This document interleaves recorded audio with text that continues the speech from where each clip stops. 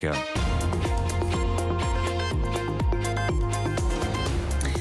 donc à la grande interview sur CNews et Europe 1. Bonjour à vous Bruno Retailleau. Bonjour Sonia Mabrouk. Et bienvenue, vous êtes le président du groupe LR au Sénat. Bien entendu, on commence cet entretien par l'accord trouvé pour la libération d'une cinquantaine d'otages détenus par le Hamas, essentiellement des femmes et des enfants en échange d'une trêve, des combats durant 4 jours et aussi des prisonniers palestiniens. On a appris tout à l'heure, ce sont les informations d'Europe 1, qu'il pourrait y avoir parmi ces otages 3 ou 4 Français, probablement des mineurs. La ministre des Affaires étrangères espère que ce soit le cas. Ce serait évidemment un énorme soulagement ce matin. Ah, ça serait une très très bonne nouvelle. Cet accord est une bonne nouvelle puisqu'il y a 50 otages qui vont être libérés. Mais vous savez que ces otages sont parfois des mineurs, bien sûr, très jeunes. Un otage américain a 3 ans. Et parmi les otages français qui, j'espère, peut-être pourraient être libérés, vous avez 2 jeunes garçons de 12 ans. Vous imaginez Ethan et Retz. Je trouve, moi, vous voyez, parce que je me souviens, et j'étais bercé malheureusement dans ma jeunesse par ces otages, et je me souviens des journaux qui commençaient toujours avec le visage des otages. Et vous voyez, on parlait beaucoup plus des polémiques suscitées par la France Insoumise, par M. Mélenchon, que par le nom de ces otages. Il n'y en a que 8, mais il faut absolument les rappeler en permanence. Si vraiment ces jeunes garçons ou d'autres sont libérés, ça serait une formidable nouvelle. Je pense à leur famille, bien sûr. D'abord, nos pensées vont à ces familles, évidemment, et on attend avec espoir ces libérations de tous, et en particulier des Français. Ça veut dire aussi qu'il faudra souligner, Bruno Retailleau, le rôle de certains pays, dont le Qatar. Il faudra le dire, le rôle pivot, central, clé, selon vous? Rôle ambivalent. Pourquoi ? Rôle ambivalent. D'ailleurs, c'est bien parce que ce rôle est ambivalent qu'il discute avec le Hamas. Je vous rappelle que le chef du Hamas a trouvé asile au Qatar. Je vous rappelle que le Qatar, et les choses sont désormais documentées, a largement financé des mouvements fréristes, qui sont des mouvements qui propagent l'islam politique, l'islamisme dans le monde.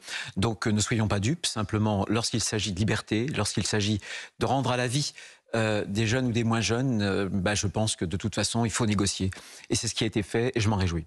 On va attendre évidemment que cet accord soit effectif sur le terrain. Dans le cadre de l'enquête suite à l'attaque barbare de Crépol, il y a eu, Bruno Retailleau, 9 interpellations, dont vraisemblablement l'auteur des coups mortels sur le jeune Thomas. Hier, à l'Assemblée nationale, Gérald Darmanin a d'abord rappelé l'ignominie de ce qui s'est passé, mais il a aussi appelé à éviter de rajouter, dit-il, de l'indignité à un drame qui touche la nation. Éric Dupond-Moretti accuse une partie de la classe politique de récupération, comme pour la petite Lola. Que répondez-vous à cela?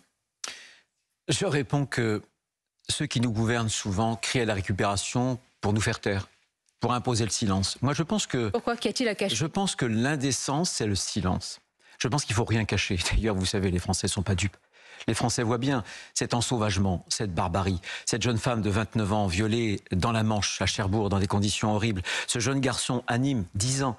Ces dizaines de règlements de compte à Marseille, etc., etc. Et donc on n'en peut plus. Et là, à quoi a-t-on assisté? C'est la France ensauvagée qui a fait un raid sanglant dans la France tranquille. Et ça choque les Français. Un raid, vos mots renvoient presque à des conditions d'un attentat, un raid. Hein. Bien sûr, mais bien sûr, écoutez, quand vous venez armé jusqu'aux dents avec des couteaux de cuisine acérés, que vous entourez, que vous encerclez un lieu de fête, c'est quoi? C'est pas un fait divers, ça dit quelque chose. Et le problème, c'est que beaucoup trop de politiques aujourd'hui veulent faire l'autruche. Et ils dégradent des événements qui ont une signification politique au rang de faits divers. Parce que le propre d'un fait divers, c'est que ça n'a pas de sens.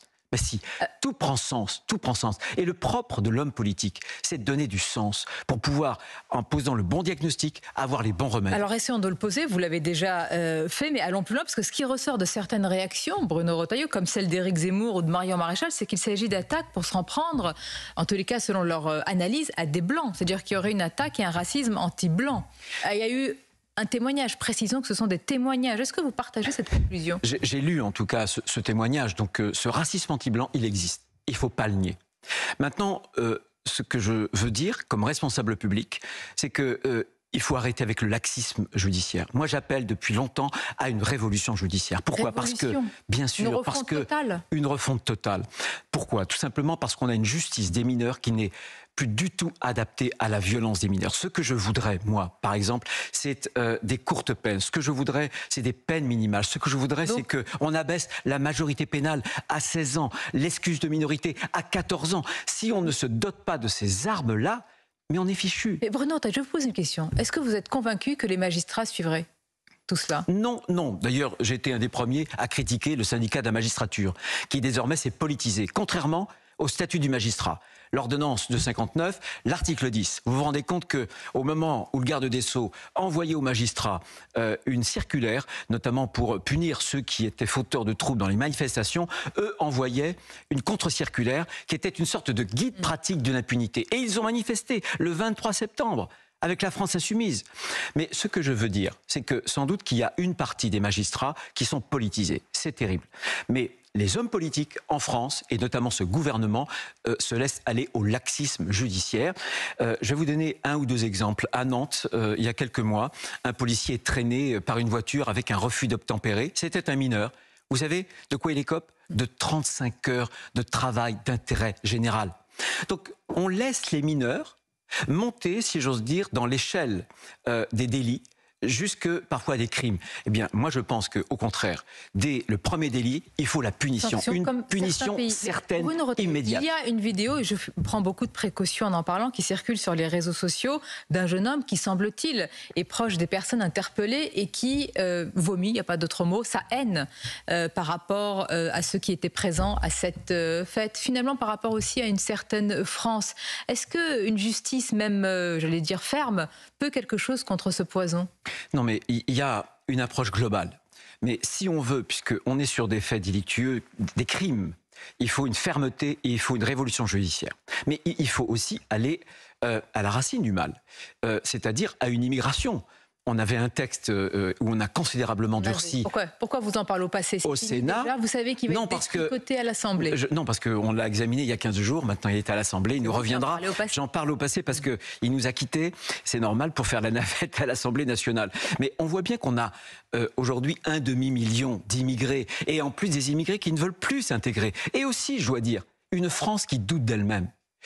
Est-ce qu'aujourd'hui, les Français croient suffisamment en eux-mêmes? Est-ce que la France croit suffisamment en elle-même, en ce qu'elle est, pour se poser en modèle? Monsieur Retailleau, et les politiques, par exemple, regarde ce qui s'est passé quand même, et ça doit interpeller ceux qui nous écoutent et ils nous regardent.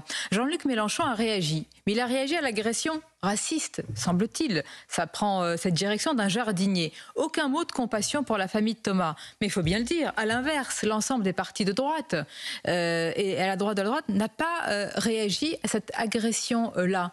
Est-ce que tout le monde est sommé de choisir son camp aujourd'hui dans ce pays?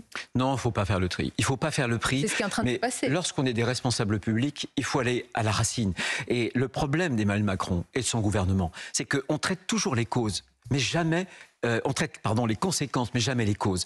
Et encore une fois, trop d'immigration, eh bien, c'est facteur de désordre, d'insécurité et de partition, de risque de communautarisme. Alors pourquoi avez-vous... Donc il faut traiter la justice, mettre fin au laxisme judiciaire, mais aussi l'aspect migratoire, parce qu'on n'arrive plus à assimiler, à intégrer aujourd'hui. Et pourtant, vous avez trouvé un compromis sur le projet de loi immigration de l'exécutif. Expliquez-nous, je ne comprends pas. Il n'y a pas de compromis. Nous avons refait le texte, voyez. Le texte est arrivé avec 27 articles.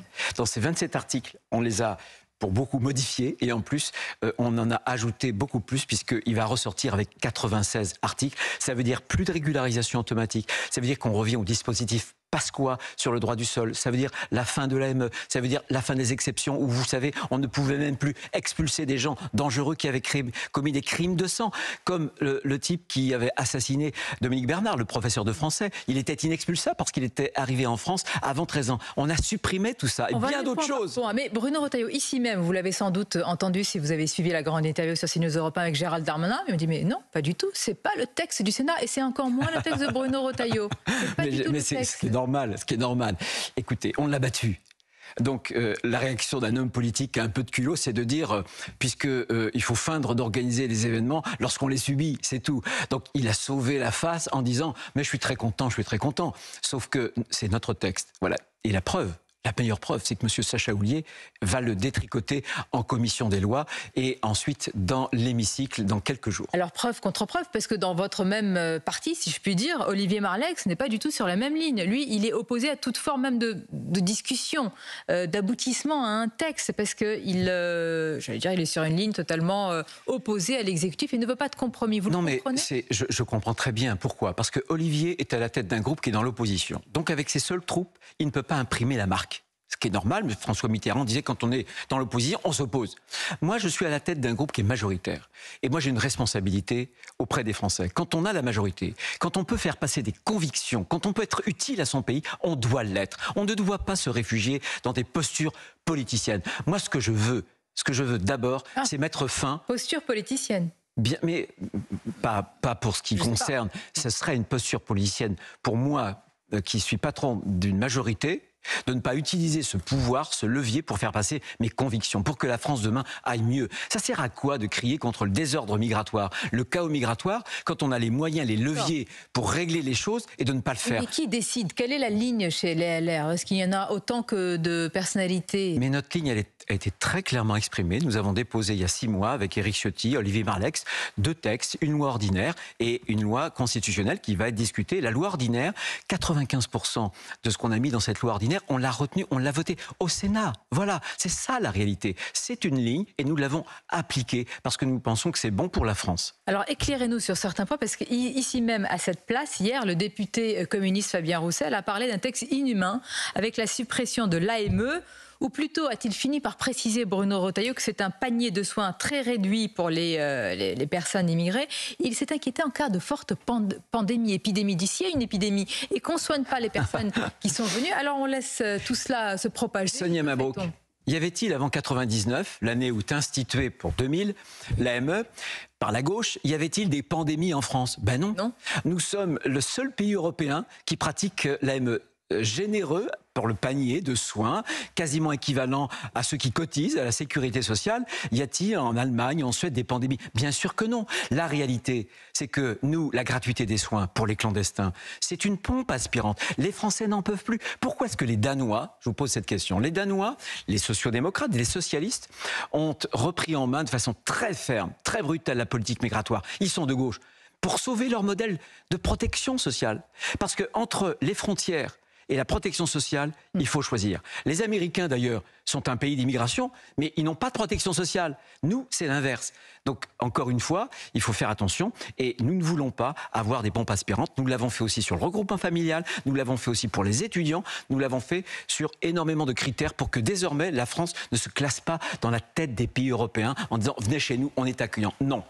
On ne doit plus être accueillant parce qu'il y a trop d'immigration. La France, justement, je voudrais qu'on conclue sur l'état de notre pays pour parler, on a parlé de différents sujets importants, dont l'attaque de Crépol. La droite, plus largement, Bruno Retailleau, crie à la décivilisation. La gauche crie à la récupération. Et on a l'impression qu'au milieu, l'autorité est perdue en race campagne. Cette crise de l'autorité, comment la résoudre aujourd'hui ? La crise de l'autorité, elle se résoudra dans le temps, elle se résoudra dans les familles. On a encore du temps. Je suis d'accord pour responsabiliser les familles lorsque des familles ne suivent pas leurs enfants, qui ne sont pas assidus à l'école. Je pense que l'autorité, c'est l'État. L'autorité, c'est l'État. Et aujourd'hui, on a un État faible, un État qui est laxiste. Gérald Darmanin dit pour Crépol, c'est une faillite collective. Il y a quelques semaines, je recevais Gérard Larcher qui me dit on a tous failli de manière générale. Écoutez, il y en a qui ont beaucoup plus failli que d'autres. Moi, je me souviens, par exemple, sur les expulsions du temps de Nicolas Sarkozy, c'était 3 fois plus qu'aujourd'hui. Et les peines planchées avaient été instituées aussi par la droite. Donc la gauche a une forme, si j'ose dire, comment dirais-je, de laxisme. En tout cas, elle déteste emprisonner. Mais on voit bien que les pays qui ont fait des progrès en matière de sécurité, comme les Pays-Bas, eux, c'est la prison très vite. Des courtes peines. Donc il faut changer de braquet. C'est la raison pour laquelle je parle vraiment d'une révolution pénale. Et encore une fois, le progressisme, l'angle mort du progressisme, c'est le régalien. C'est finalement l'autorité. Le progressisme, c'est un monde de bisounours. C'est un monde de bisounours. Il ne faut pas punir parce que les gens seraient bons par nature. Non, la nature humaine, malheureusement, a du bon, mais a du mal aussi. Et il faut sévir au premier délit parce que sinon, c'est une pente glissante et c'est toute la société qui en subit les conséquences. Je voudrais conclure par ce sujet, c'est ce que vous avez vu hier, puisque les images des massacres du 7 octobre ont également été diffusées au Sénat, après l'Assemblée, puis après avoir été diffusées à certains journalistes. La question n'est pas ce que vous avez ressenti face à cela, c'est est-ce que ces massacres peuvent être un jour diffusés à un plus large public maintenant que vous les avez vus vous-même ? Je ne peux pas le dire. J'ai horreur des films d'épouvante, vous voyez. Donc pour moi, c'était une vraie épreuve, 52 minutes. Mais je voulais regarder la réalité ensemble, en face. Et ce qui m'a le plus choqué, c'est la jouissance des terroristes à faire du mal. Et je me suis dit qu'aujourd'hui, la civilisation, il y a les smartphones, c'est une civilisation qui offre des biens, des services, une technologie très avancée, mais l'âme humaine finalement n'a pas progressé. L'âme humaine n'a pas progressé, et cette part de mal, elle est préoccupante et pose vraiment un problème en tant que civilisation. Et la civilisation, elle est là justement pour faire en sorte que ces instincts animaux soient bridés. Donc je pense que la culture, la civilisation, il faut absolument les faire progresser, et c'est chacun qui peut le faire progresser. C'est aussi ensemble, et la France, qui est une grande nation culturelle, je pense, œuvre aussi pour que notre civilisation à nous puisse progresser. Mais ces images sont épouvantables, et j'ai acquis une certitude, c'est qu'il ne peut pas y avoir de paix avec le Hamas. Il peut pas y avoir, on ne peut pas transiger, en tout cas avec l'islamisme. C'est pas possible, c'est pas possible. Mais on peut conclure un accord avec le Hamas pour les otages. Provisoirement, mais on devra l'éradiquer, comme on doit essayer d'éradiquer tous ces mouvements qui veulent notre mort, qui veulent en réalité la destruction de notre civilisation. Merci Bruno Retailleau, c'était votre grande interview ce matin, et bonne journée.